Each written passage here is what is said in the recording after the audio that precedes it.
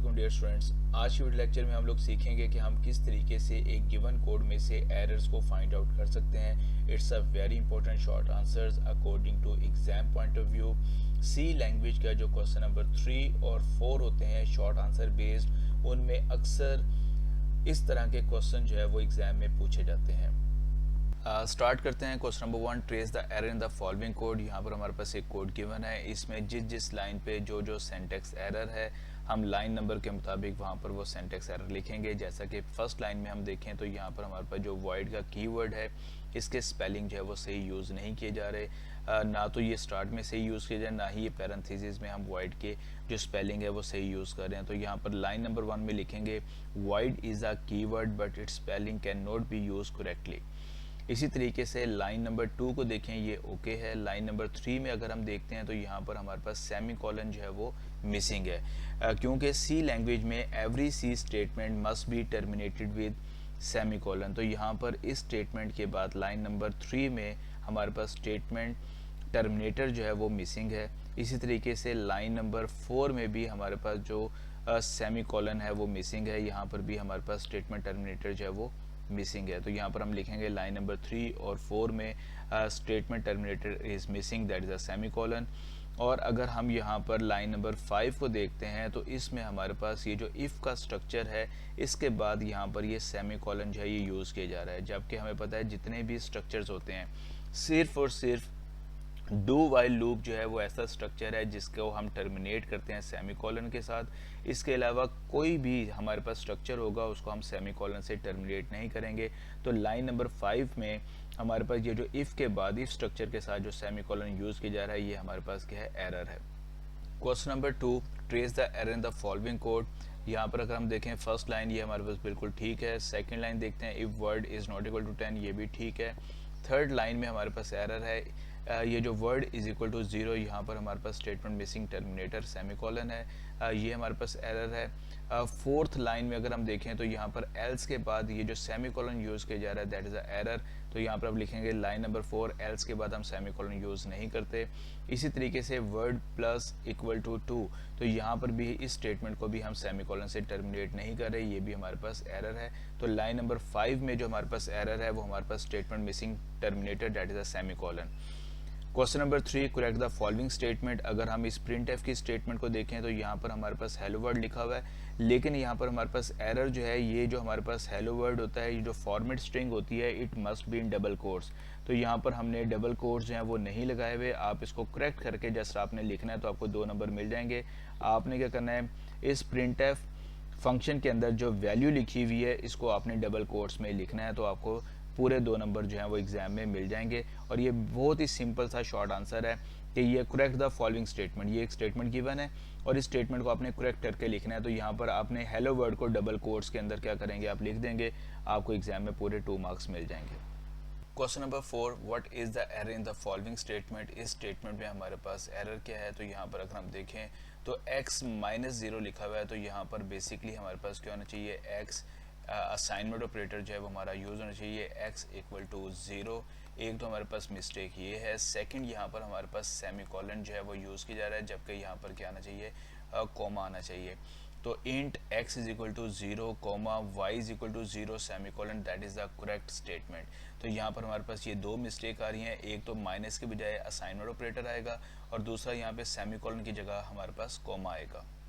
Question number 5, trace error. Question number 5 के code को देखें तो यहाँ पर ये जो फर्स्ट लाइन है ये तो हमारे पास सही लिखी हुई है। लाइन नंबर 2 में हमारे पास यहाँ पर सेमी कॉलन जो है ये हमारे पास मिसिंग है, statement terminated semi colon is missing. इस तरह लाइन नंबर 3 को भी देखते हैं तो यहाँ पर भी हमारे पास स्टेटमेंट टर्मिनेटेड सेमी कॉलन जो है मिसिंग है। और इसी तरीके से जब हम लाइन नंबर 4 को देखते हैं तो यहाँ पर ये जो प्रिंट एफ फंक्शन है इसका जो P लिखा गया है ये आपका कैपिटल में लिखा हुआ है। आपने बड़े ख्याल से, बड़े गौर से आपने इस चीज़ को देखना है कि जितने भी हमारे पास बिल्ट इन फंक्शंस होते हैं, कीवर्ड्स होते हैं, ये सारे के सारे आपके लोअर केस में होते हैं, छोटी ABC में होते हैं। तो यहाँ पर अगर आप देखेंगे तो प्रिंट एफ फंक्शन जो है इसका P जो है ये कैपिटल लेटर में लिखा गया है, ये आपके पास क्या है, इट्स अ सिंटैक्स एरर। तो इस कोड के अंदर हमारे पास 3 एरर हैं, लाइन नंबर 2 में, लाइन नंबर 3 में और लाइन नंबर 4 में। Question number 6, trace error. अगर हम इस कोड को देखें तो इसमें हमारे पास जो पहली लाइन में मिस्टेक है वो हमारे पास यहाँ पर जो प्री प्रोसेसर डायरेक्टिव है इसको हम लोगों ने हैश साइन से स्टार्ट नहीं किया हुआ, that is the first mistake. Line number 1 में हमारे पास एक मिस्टेक तो ये है कि यहाँ पर हमारे पास हैश साइन यूज़ नहीं किया जा रहा। नंबर 2, यहाँ पर अगर आप देखें तो ये जो हमारे पास हेडर फाइल है इसको कैपिटल लेटर में लिखा गया है, ये भी हमारे पास क्या है, एरर है। यहाँ पर ये जो जितने भी आपके पास हेडर फाइल्स होती हैं, कीवर्ड्स होते हैं, बिल्ट इन फंक्शन नेम्स होते हैं, ये सारे के सारे आपके लोअर केस में होते हैं। तो यहाँ पर ये stdio.a जो है ये लोअर केस में होना चाहिए। तो लाइन नंबर 1 में ये 2 मिस्टेक्स हैं। यहाँ पर अगर हम आते हैं तो यहाँ पर हमारे पास ये जो void है ये कैपिटल लेटर में लिखा हुआ है, तो void कीवर्ड है। लाइन नंबर 2 में जो void है ये बेसिकली कीवर्ड है, लेकिन ये कैपिटल लेटर से लिखा हुआ है, इसको आप स्मॉल लेटर से लिखेंगे तो ये आपका करेक्ट हो जाएगा। इसी तरीके से मेन फंक्शन का जो m है ये आपका कैपिटल लेटर में लिखा हुआ है, ये भी आपके पास क्या है, सिंटैक्स मिस्टेक है।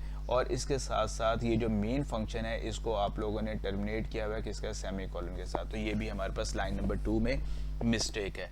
तो लाइन नंबर 2 में हमारे पास जो है वो 3 मिस्टेक्स हैं। नंबर 1 वाइड कीवर्ड जो है वो कैपिटल लेटर में है। नंबर 2 मेन का जो m है ये आपका कैपिटल लेटर में है। नंबर 3 मेन फंक्शन को हम लोगों ने सेमीकोलन से टर्मिनेट किया हुआ है, हालांकि मेन फंक्शन जो है इसको सेमीकोलन से टर्मिनेट नहीं करते।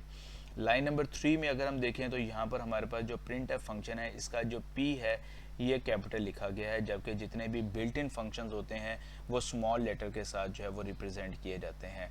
तो इस कोड के अंदर हमारे पास line number 1, line number 2, line number 3 के अंदर एरर्स जो हैं वो मौजूद हैं। तो यहाँ पर आप लाइन नंबर 1 के एरर लिखेंगे, यहाँ पे लाइन नंबर 2 के एरर लिखेंगे, यहाँ पे लाइन नंबर 3 के एरर जो हैं वो लिखेंगे। Question number 7, find the error in the following code. ये हमारे पास एक कोड गिवन है, इसमें से हमने एरर फाइंड आउट करने हैं। अगर हम लाइन नंबर 1 को देखते हैं तो ये हमारे पास सही लिखी हुई है। लाइन नंबर 2 को देखें तो यहाँ पर हमारे पास जो है ये सेमीकोलन की मिस्टेक है। एरिया के बाद यहाँ पर जो 2 वेरिएबल्स होते हैं इनके दरमियान कॉमे का साइन आना चाहिए, तो यहाँ पर जो हमारे पास एक्स्ट्रा सेमीकोलन यूज़ किया जाए, that is a mistake. Line number 3 को अगर हम देखें तो यहाँ पर हमारे पास जो फॉर्मेट स्पेसिफायर जो यूज़ किया जाए दैट इज़ अ %c, हालांकि हमारे पास जो r वेरिएबल है ये फ्लोट टाइप का है, तो यह इसके लिए जो फॉर्मेट स्पेसिफायर यूज़ किया जाना चाहिए वो %f, राइट। तो लाइन नंबर 3 में हमारे पास जो है ये एरर है। लाइन नंबर 4 ये हमारे पास ओके है। लाइन नंबर 4 जो है ये भी हमारे पास ओके है। Question number 8, find the error in the following code. First line को अगर हम देखें तो यहाँ पर वाइड मेन फंक्शन जो है इसको सेमीकोलन से टर्मिनेट किया गया है, तो लाइन नंबर 1 में ये हमारे पास एक एरर है। और इसी तरीके से अगर हम लोग लाइन नंबर 2 को देखें तो यहाँ पर प्रिंट एफ की बजाय प्रिंट का फंक्शन जो है वो यूज़ किया जा रहा है, तो ये भी हमारे पास लाइन नंबर 2 में मिस्टेक है। तो इस प्रोग्राम के अंदर हमारे पास 2 मिस्टेक्स हैं। पहली हमारे पास मिस्टेक जो है वो मेन फंक्शन को सेमीकोलन से टर्मिनेट किया जा रहा है, तो यहाँ पर हम लिखेंगे लाइन 1 में मेन फंक्शन जो है इसके पास सेमीकोलन नहीं आता, जबकि लाइन नंबर 2 में जो हमारे पास प्रिंट का फंक्शन है इसकी बजाय प्रिंट एफ का फंक्शन जो है वो यूज़ किया जाएगा। Question number 9, trace the error in the following code. यहाँ पर अगर हम देखें तो जो फर्स्ट लाइन है इसमें हमारे पास जो इफ़ का स्ट्रक्चर है ये सही नहीं यूज़ किया गया। इफ़ के बाद जो हमारे पास कंडीशन होती है इसको हम ओपनिंग और क्लोजिंग पैरेंथेसिस में लिखते हैं, तो फर्स्ट लाइन में हमारे पास ये मिस्टेक है। अगर हम सेकंड लाइन को देखते हैं तो यहाँ पर हमारे पास स्टेटमेंट मिसिंग टर्मिनेटर है, ये हमारे पास जो है लाइन नंबर 2 का एरर है। और इसी तरीके से अगर हम लाइन नंबर 3 को देखें तो यहाँ पर हमारे पास जो प्रिंट एफ की बजाय प्रिंट का फंक्शन जो है यूज़ किया जा रहा है, ये भी हमारे पास सिंटैक्स एरर है। तो क्वेश्चन नंबर 9 में हमारे पास 3 मिस्टेक्स हैं। नंबर 1 हमारे पास क्लोजिंग पैरेंथेसिस मिसिंग है, स्टेटमेंट टर्मिनेटर मिसिंग है, और प्रिंट एफ की बजाय प्रिंट का फंक्शन जो है वो लाइन नंबर 3 में यूज़ किया जा रहा है। Question number 10, find the error in the following code. अगर हम इस कोड को देखें तो इसमें 2 स्टेटमेंट्स लिखी हुई हैं। नंबर 1 हमारे पास फॉर लूप है और फॉर लूप को सेमीकोलन के साथ टर्मिनेट किया गया है। नॉर्मली स्टूडेंट्स को ये पता होता है कि ये हमारे पास सिंटैक्स एरर है, it's not a syntax error. अगर फॉर लूप के स्ट्रक्चर को आप सेमीकोलन के साथ टर्मिनेट कर देंगे तो यहाँ पर आपका कंपाइलर जो है वो सिंटैक्स एरर जनरेट नहीं करेगा। तो इस कोड में हमारे पास जो एरर है वो सिर्फ और सिर्फ यही है, ये जो आपके पास प्रिंट का फंक्शन है ये हमारे पास सिंटैक्स एरर है। यहाँ पे प्रिंट एफ का फंक्शन होना चाहिए, लेकिन यहाँ पर हम प्रिंट का फंक्शन जो है वो यूज़ करें, इट्स अ सिंटैक्स मिस्टेक। अगर हम फॉर लूप को सेमीकोलन के साथ टर्मिनेट करते हैं तो फिर हमारे कंपाइलर का बिहेवियर क्या होता है। जब हम फॉर लूप के अंदर एंटर होंगे तो आई को 1 से इनिशियलाइज किया जाएगा, उसके बाद ये कंडीशन टेस्ट होगी। अगर कंडीशन ट्रू है तो नॉर्मली हमारा कंट्रोल जो होता है वो बॉडी ऑफ फॉर लूप में जाता है, लेकिन जब आपने इसको सेमी कॉलन के साथ टर्मिनेट कर दिया तो कंट्रोल हमारा यहाँ से डायरेक्ट कहाँ पर चला जाएगा, इंक्रीमेंट पार्ट पे चला जाएगा। ये आई में क्या करेगा, 1 का इंक्रीमेंट करेगा, कंट्रोल दोबारा से कहाँ पर आएगा, कंडीशन पे आएगा। अब अगेन कंडीशन क्या होगी, आपकी टेस्ट होगी। तो आई की वैल्यू क्या हो जाएगी, 2 is less than equal to 10, condition again true हुई। फिर वो कंट्रोल कहाँ पे लेकर जाएगा, इंक्रीमेंट पार्ट पे। फिर इसके बाद वो क्या करेगा, कंडीशन को टेस्ट करेगा, और इस तरीके से ये आपका जो प्रोसेस है ये चलता रहेगा। उस वक्त तक चलता रहेगा जब तक ये कंडीशन आपकी फॉल्स नहीं हो जाती। जैसे आई की वैल्यू आपके पास 11 होगी तो ये कंडीशन आपकी फॉल्स हो जाएगी, तो उसके बाद इसके नीचे वाली स्टेटमेंट जो है वो एग्जीक्यूट होगी।